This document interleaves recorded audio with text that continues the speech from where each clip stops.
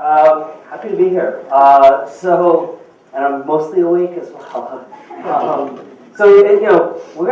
I'd love to keep this more of a conversation. I'll give you a little bit of a high level of my story and kind of a few key messages, but then really open it up to making this a conversation. First, let me tell you what I do today. My company, Localytics, is headquartered in Boston.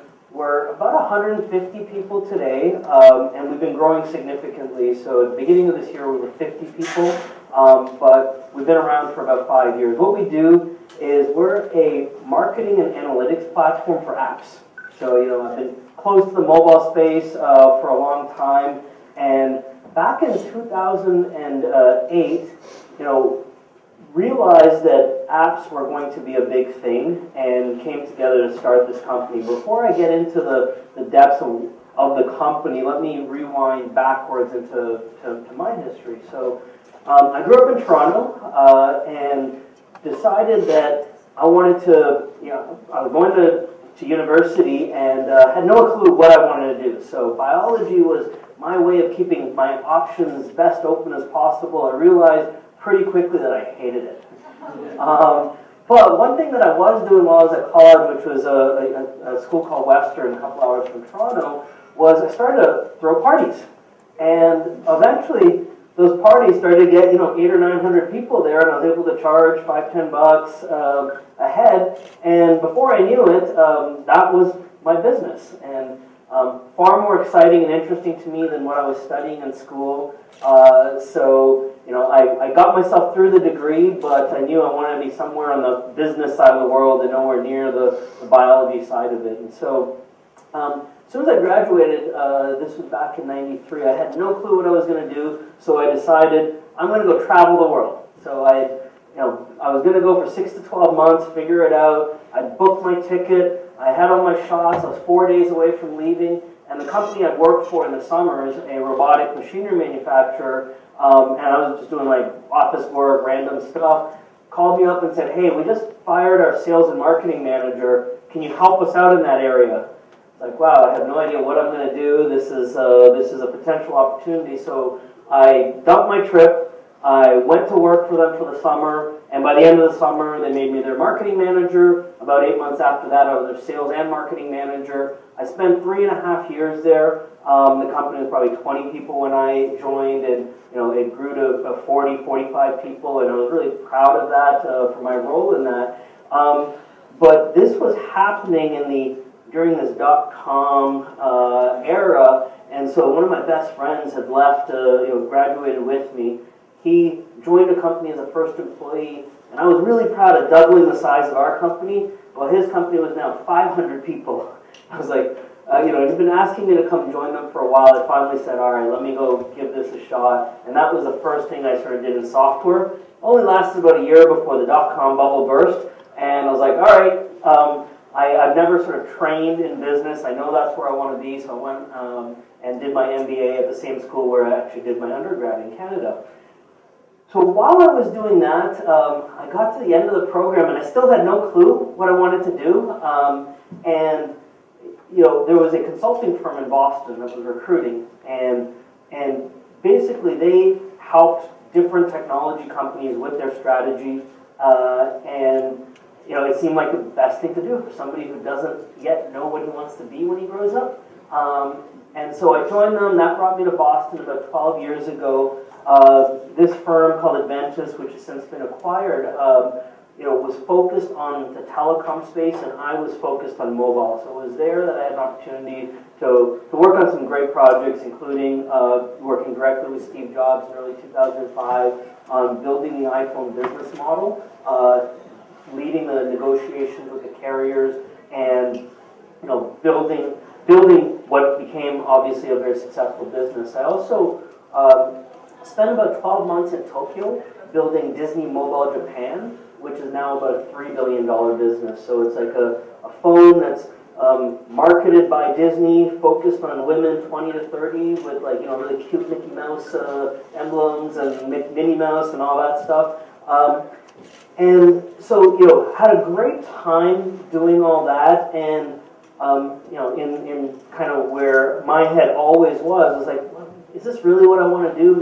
Maybe tech isn't kind of my area, and maybe I should try to diversify. And so I left that firm around the time it was being acquired, and I went to join Bain & Company as a management consultant, working in a lot of different industries, healthcare, industrials, pharma, and I realized I didn't actually care about any of those other things, right? None of them gave me the same passion, the drive that learning and understanding technology did, and so there was a lesson in there for me about focus, and sort of really figuring out what it is that excites you. Like I could read about tech on my free evenings and weekends, and so that's where I should spend my time and energy professionally as well. But about 2 years into that, going into 2008, I realized, okay, this isn't where I want to be as a career. I want to be in an earlier stage environment, helping technology companies grow. And in 2008, the App Store had just launched, right? So the iPhone came out a year earlier. I was obviously bullish on what apps could do around helping people interact with different services that they're used to. And I wanted to solve what I thought at that point was the world's greatest problem. I was traveling every week, and expense tracking was a pain in the ass. And so I went out and started creating an expense tracking app so that I could take photos of receipts and stuff like that. Around that time, I was introduced. So I started to network into the Boston tech community, and I was introduced to a couple of ex-Microsoft engineers who had left Microsoft from Redmond, moved back to the Boston area where they were from, and started working on a location-based services app. Think about something that might have been like Foursquare. And around that time, we started to get to know each other. We got pretty integrated into the Boston tech community. And what we realized is that a lot of people were creating apps, and nobody had a clue how to build a business on top of apps. And one of the fundamental problems in the space was that the tools and platforms that people were used to and that existed in every other space, and web and everything else before, that just did not exist yet in apps. And so we decided, rather than going after the gold in this mobile app gold rush, let's apply the pickaxes and shovels and help other developers understand their businesses and create stronger products and apps. So that set us off along our way, and one of the things that I started to learn there is that it's all about the team. It's all about the people. From that day on, I spent a lot of time just networking, just getting to know as many people in related fields as possible. And some of them, it's a 5-year-long relationship before they finally come and join the team, or they help us with something else. But spending your time and effort to get to know great people, is never going to serve you wrong, and you can't do it yourself. I could not have possibly done anything that I'm doing right now myself, and I spend the vast majority of my time today on executive recruiting to build a solid team and fill in the many, many gaps that I have personally. So when we decided to start this company, it was August 2008, and I left my job at Bain on August 31st, and then 15 days later, Lehman Brothers collapsed. And so what we thought would be an easy ride to fundraising meant that for the next 2 years, nearly, we bootstrapped the company from our savings. And that ended up being the best possible thing, because the app space, while it was moving back then, it was moving pretty slowly, and people didn't know what they wanted to do. And we had some other competitors in the space that had raised money before or did something else, and they shot off in one direction or the other, trying to grow it. But they all failed because people didn't know what this app economy, this app ecosystem really needed. So it gave us the time and the patience to go out and build the product that app developers really wanted. And so, a lesson for us from that early days on was around focus. As a small startup, as a small company, as a person, as anything other than a really large corporation, you can only do a very small number of things really well. Figure out what it is that you're going to do better than anybody else in the world, and and just focus on it and nail it. And that's what we've done all along. We could have created 10 different products, but we knew that we got to get this one thing right, and then we can build on top of that.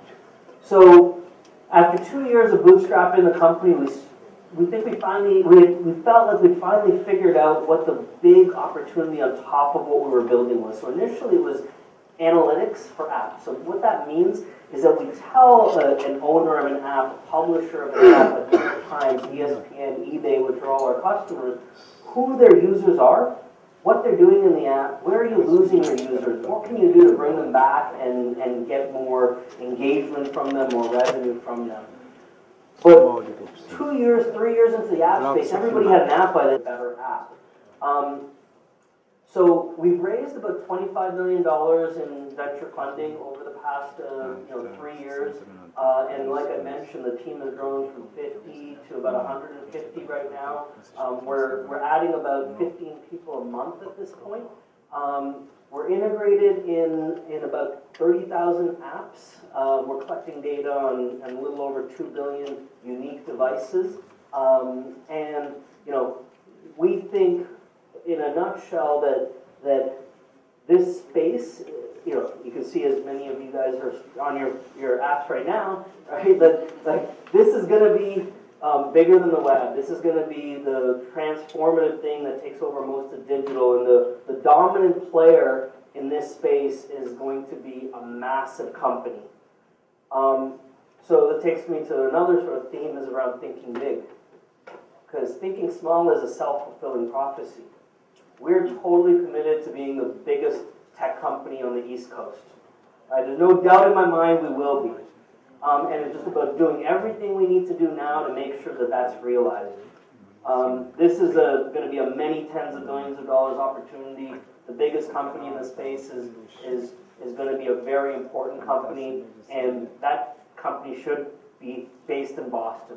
This is the best place, actually, I think, to build a company. The type of talent that you have is unparalleled. The location is actually strategically great for global expansion and lots of other things. And so that's what we're looking forward to. So, I guess if I had to wrap up just a few themes that I'd love to, leave everybody with, right, around focus, around building the right relationships to get a team together, because if you have the right team, nobody can stop you. And thinking big, because, again, thinking small is a self-fulfilling prophecy. So with that, I'll make this a conversation, open up to questions. New York Times, how many people opened up their app today? Which article did people want to read right now? How long did they spend on that article? New York Times is trying to get people to subscribe to their service. So which type of content was most likely to make somebody subscribe? Okay. What price? $2, $5? What kind of promotions work? So if we can give New York Times that information, then they can do a better job at, first of all, giving you the articles that you like to read first, and also helping them figure out how they can more likely get you to subscribe. Yeah. Great. Cool. Yes. Building your team. I know that's an important thing. I call it the A team in what I do. Sure. I'm in real estate and in films. And in building your team, how do you go about finding like-minded people that feel energized, excited, and enthusiastic about fulfilling the mission of of your goals with your company? With a lot of hard work. A lot of time. But the funny thing is I call it hard work, but I don't actually think it's hard work because I enjoy meeting people and talking to people. Yeah. So when I'm introduced to somebody to grab a coffee, to grab a lunch, to grab a drink, I'll take it, especially if it's coming from somebody I know and they think that this person might be interesting. Some of those conversations might not yield anything super interesting, but many of them will, right? And so just being available to connect with people and help them out as well. So sometimes people are looking for introductions, and it's a bit of what goes around comes around. There's a couple of people where I've helped them find a couple of jobs, and they're always, the we've got gratitude for it. So when I'm trying to fill a specific position, I know if I put it out there on LinkedIn or Facebook, these people are like, okay, I'm gonna like not just spend 2 seconds thinking about this. I'm gonna like, okay, let me go through my network and figure out who I can connect Raj to. So it's really just about being out there, being at events, taking introductions, using your network to help it expand upon itself. So I was wondering if you could talk a little bit more about some of the earlier days when you were in this unknown period. Okay, the market had just collapsed. Yeah. We had this business idea, because as much as you're thinking big, you have to also think about the practicalities of day to day. Yeah. And I feel like sometimes you go to these seminars and everyone's like, think big, but Sure. you also have to think small at the same time and make sure you're moving toward a goal. Yeah. No, it's a great point, and I think fear of failure, right, is an important, like, tough, strong driver. So, you know, I'm 39 right now. When the first time I started my own business, really, other than the stuff I did in college, was like 33, right? So, you know, I thought about starting my own business for 13 years in between college and then, but it was the fear of failure in many ways that that prevented me from doing so. But what helped me kind of jump off the deep end is recognizing that the alternative, right, or failure isn't as bad as some people think, right? So for me, if I spent a year doing this and it totally didn't work, right, what's the worst thing that will happen, right? And this isn't the same case for everybody, but for me, it was, all right, I'll take a job that I hate, but I'll put food in my mouth, I'll have a roof over my head, and I'll work back from that, right? So the worst possible thing that could happen wasn't that bad, right? And, you know, that thought helped me get past this idea of like being afraid to fail. It's okay if I fail. It's absolutely okay to fail. If you don't, if you don't fail, you're probably not, sometimes you're not trying hard enough. If you're afraid of failure, you're never gonna kind of get there. And I do think that the attitude in Boston is more risk averse. And I talk mostly from the tech community perspective because that's where I spend a lot of my time. Is more risk averse than, for example, the Bay Area. It's way better than most other places in the world, right? But, you know, I think that you need to celebrate failure, right? Like, the folks that tried something and it didn't work out, that's fucking awesome, right? Like at least they tried, right? Like, how much worse it is to have never have tried and, you know, to have gotten somewhere that's solid. Like, the people that try and fail, we should, as a community, be celebrating them and not discouraging that.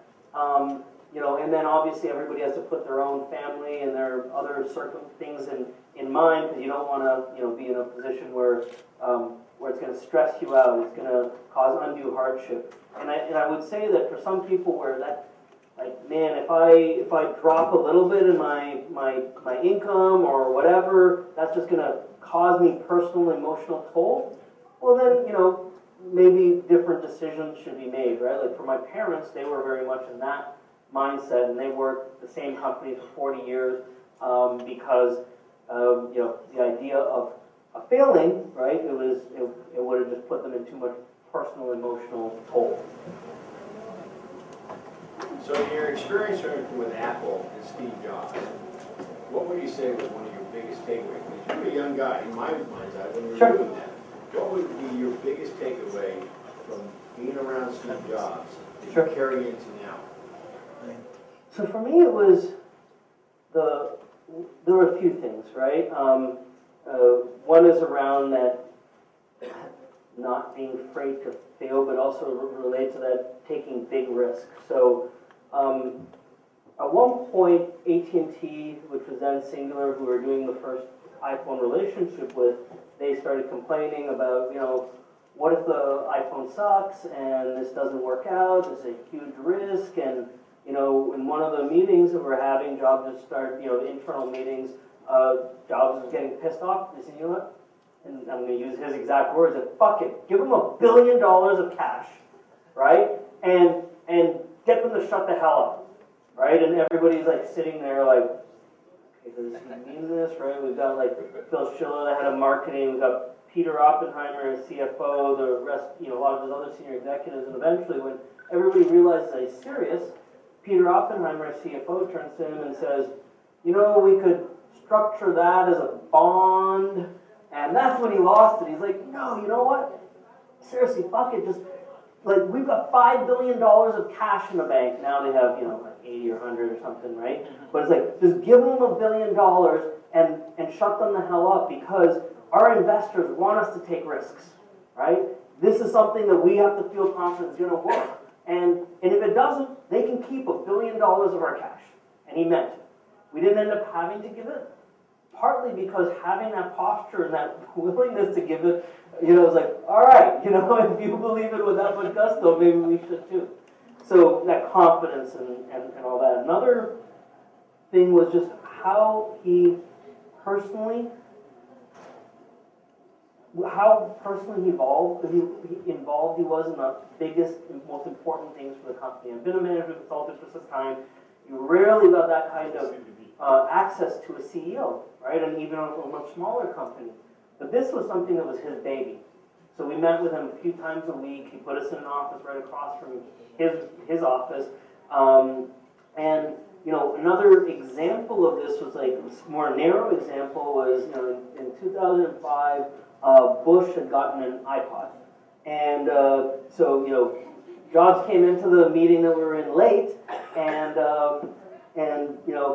stopped everything. He's like, just heard on the radio, Bush got an iPod, right? He pointed at his various execs. You call ABC, put this spin on it. You call NBC, put this spin on it. Da da da. And you turn on the national evening news that day, and the way he had played it out that morning is the way it plays out on national TV for the entire country.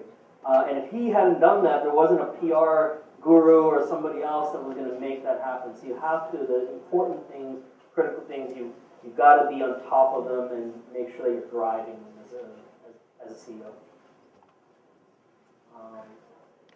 Tomorrow, right? Like, seriously, the macro. So let me tell you a story. There's 3.5 years ago, right after the iPad was released, as an analytics company, we actually saw these big screen devices being tested in Cupertino.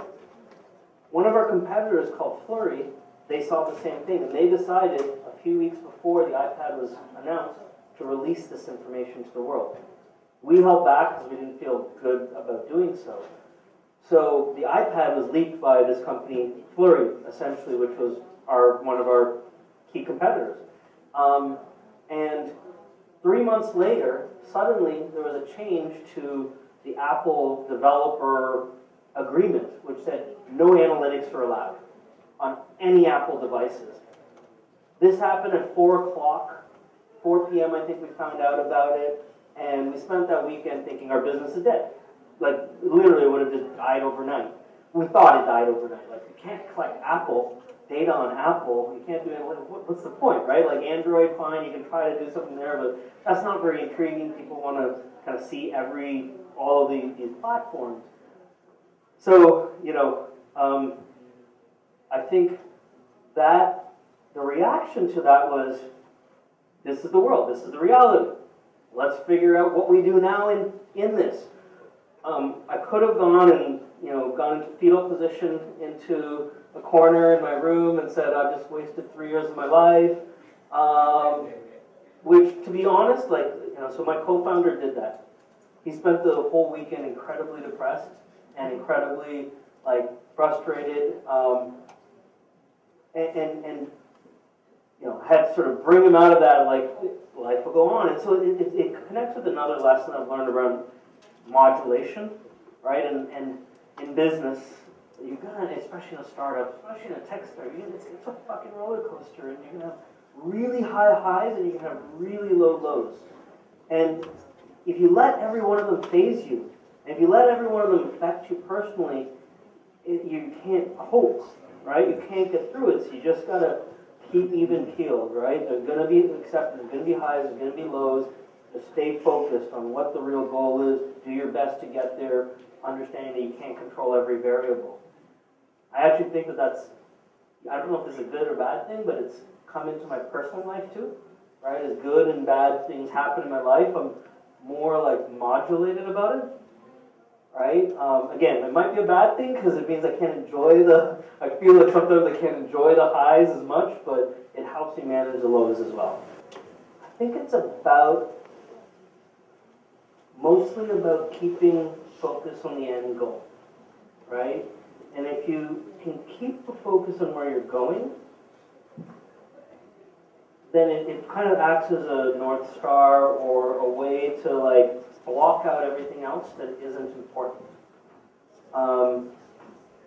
Because there's lots of noise in the world, lots of noise in everything that you're doing, and I mean, I'm like, you know, and I mean this, like, I think one of my advantages is that I'm only, you know, at best average intelligence, and so I can't comprehend too many things at one time. It forces me to only think about a small number of things, and I actually kind of have to forget about them, get better at like not thinking about them. But it's like I know, and I believe in sort of, you know, three. Right? There's only three things at any one time that I could possibly be thinking about. Know what those three things are. Focus on them. All these other variables will have to figure themselves out. You know, but like just stay focused on what are the few small number of things that you can impact. What things that you can actually have an impact on today, and you know, in a sense, drown out everything else. You can reevaluate tomorrow if those are the right three things. Today, just, you know, you've got three things. That's all you're going to do. Piggyback on the job. Yeah. So I think, you know, getting data from your digital footprint has been around for a long time because the web has been here for a while. And so there's two elements to it. One is like, you know, the legal, moral, ethical codes that every company needs to live by, right? Which is that, you know, you're entrusted with people's data, and if you're going to abuse it, you know, you're going to be out of business. There's going to be regulatory concerns, there's going to be public backlash, and just a moral, ethical code to like not use people's data in ways that you shouldn't be, that, you know, you would be embarrassed telling people about. So then there's the other part, which is, you know, a lot of people do accept the fact that you can use their data to help make their lives better, right? So Netflix and Amazon, people don't have a problem with Netflix and Amazon using data about your viewing history to give you better recommendations on movies or on products. By and large, there will be 1% of the world that does and doesn't want to use those, but most people are okay with that. So then it's like, how do you do that in a non-creepy way? And this is a little bit about like the business side of it as well. Like, you know, if you take all that data and you make it look creepy, people won't want to use your service.